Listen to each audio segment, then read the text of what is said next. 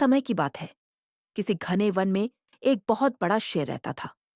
वह रोज शिकार पर निकलता और एक ही नहीं, दो नहीं, कई कई जानवरों का काम तमाम देता। जंगल के जानवर डरने लगे कि अगर शेर इसी तरह शिकार करता रहा तो एक दिन ऐसा आएगा कि जंगल में कोई भी जानवर नहीं बचेगा। सारे जंगल में सनसनी फैल गई। शेर को रोकने के लिए कोई न कोई उपाय करना जरूरी था। एक दिन जंगल के सारे जानवर इकट्ठा हुए और इस प्रश्न पर विचार करने लगे। अंत में उन्होंने तय किया कि वे सब शेर के पास जाकर उनसे इस बारे में बात करें। दूसरे दिन जानवरों के एक दल शेर के पास पहुंचा। उनके अपनी ओर आते देख शेर घबरा गया और उसने गरज कर पूछा, क्या बात है? तुम सब यहां क्यों आ रहे हो? जानवर दल के नेता ने कहा, महाराज, हम आपके पास निवेदन करने आए हैं। आप राजा हैं और हम आपकी प्रजा। जब आप शिकार करने निकलते हैं तो बहुत जानवर मार डालते हैं। आप सबको खा भी नहीं पाते। इस तरह से हमारी संख्या कम होती जा रही है। अगर ऐसा ही होता रहा तो कुछ ही दिनों में जंगल में आपके सिवाय और कोई भी नहीं बचेगा। प्रजा के बिना राजा भी कैसे रह सकता है? यदि हम सभी मर जाएंगे तो आप भी राजा नहीं रहेंगे। हम चाहते हैं कि आप सदा हमारे राजा बने रहें। आपसे हमारी विनती है कि आप अपने घर पर ही रहा करें। हर रोज स्वयं आपके खाने के लिए एक जानवर भेज दिया करेंगे। इस तरह से राजा और प्रजा दोनों ही चैन से रह सकेंगे। शेर को लगा कि जानवरों की बात में सच्चाई है। उसने पल भर सोचा, फिर बोला, अच्छी बात है, मैं तुम्हारे सुझाव को मान लेता हूं। लेकिन याद रखना, अगर किसी भी दिन तुमने मेरे खाने के लिए पूरा भोजन नहीं भेजा तो मैं जितने जानवर चाहूंगा मार डालूंगा। जानवरों के पास तो और कोई चारा नहीं, इसलिए उन्होंने शेर की शर्त मान ली और अपने अपने घर चले गए। उस दिन से हर रोज शेर के खाने के लिए एक जानवर भेजा जाने लगा। इसके लिए जंगल में रहने वाले सब जानवरों में से एक एक जानवर बारी बारी से चुना जाता था। कुछ दिन बाद खरगोशों की बारी भी आ गई। शेर के भोजन के लिए एक नन्हे से खरगोश को चुना गया। वह खरगोश जितना छोटा था उतना ही चतुर भी था। उसने सोचा, बेकार में शेर के हाथों मरना मूर्खता है। अपनी जान बचाने का कोई ना कोई उपाय अवश्य करना चाहिए और हो सके तो कोई ऐसी तरकीब ढूंढनी चाहिए जिससे सभी को इस मुसीबत से सदा के लिए छुटकारा मिल जाए। आखिर उसने एक तरकीब सोच ही निकाली। खरगोश धीरे धीरे आराम से शेर के घर की ओर चल पड़ा। जब वह शेर के पास पहुंचा तो बहुत देर हो चुकी थी। भूख के मारे शेर का बुरा हाल हो रहा था। जब उसने सिर्फ एक छोटे से खरगोश को अपनी ओर आते देखा तो गुस्से से बौखला उठा और गरज कर बोला, किसने तुम्हें भेजा है? एक तो पिद्दी जैसे हो, दूसरे इतनी देर से आ रहे हो।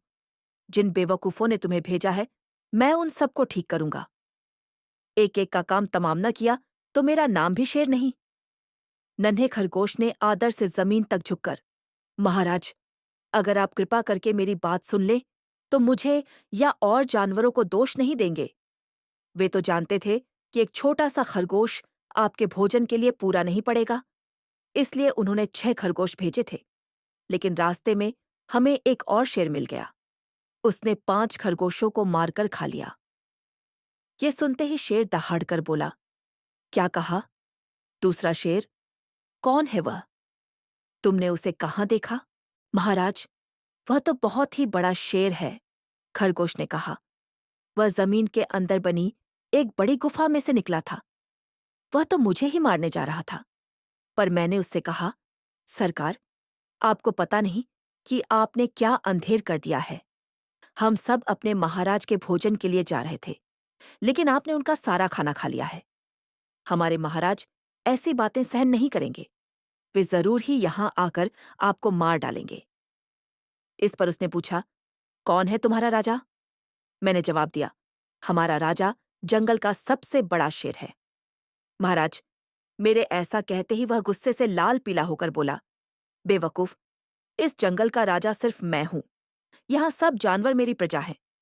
मैं उनके साथ जैसा चाहूं वैसा कर सकता हूं। जिस मूर्ख को तुम अपना राजा कहते हो, उस चोर को मेरे सामने हाजिर करो। मैं उसे बताऊंगा कि असली राजा कौन है। महाराज इतना कहकर उस शेर ने आपको लिवाने के लिए मुझे यहां भेज दिया। खरगोश की बात सुनकर शेर को बड़ा गुस्सा आया और वह बार बार गरजने लगा। उसकी भयानक गरज से सारा जंगल दहलने लगा। मुझे फौरन उस मूर्ख का पता बताओ, शेर ने दहाड़कर कहा। जब तक मैं उसे जान से न मार दूंगा, मुझे चैन नहीं मिलेगा। बहुत अच्छा महाराज, खरगोश ने कहा। मौत ही उस दुष्ट की सजा है। अगर मैं और बड़ा और मजबूत होता तो मैं खुद ही उसके टुकड़े टुकड़े कर देता। चलो, रास्ता दिखाओ, शेर ने कहा। फौरन बताओ, किधर चलना है? इधर आइए महाराज, इधर। खरगोश रास्ता दिखाते हुआ शेर को एक कुएं के पास ले गया और बोला, महाराज, वह दुष्ट शेर जमीन के नीचे किले में रहता है। जरा सावधान रहिएगा। किले में छुपा दुश्मन खतरनाक होता है। मैं उससे निपट लूंगा, शेर ने कहा। तुम ये बताओ कि वह है कहाँ? देखा था तब तो वह यहीं बाहर खड़ा था। लगता है आपको आता देखकर वह किले में घुस गया। आइए, मैं आपको दिखाता हूं। खरगोश ने कुएं के नजदीक आकर शेर से अंदर झांकने के लिए कहा। शेर ने कुएं के अंदर झांका तो उसे कुएं के पानी में अपनी परछाई दिखाई दी। परछाई को देखकर शेर जोर से दहाड़ा। कुएं के अंदर से आती हुई अपने ही दहाड़ने की गूंज सुनकर उसने समझा कि दूसरा शेर भी दहाड़ रहा है। दुश्मन को तुरंत मार डालने के इरादे से वह फौरन कुएं में कूद पड़ा।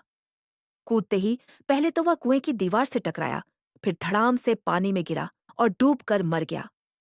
इस तरह चतुराई से शेर से छुट्टी पाकर नन्हा खरगोश घर लौटा।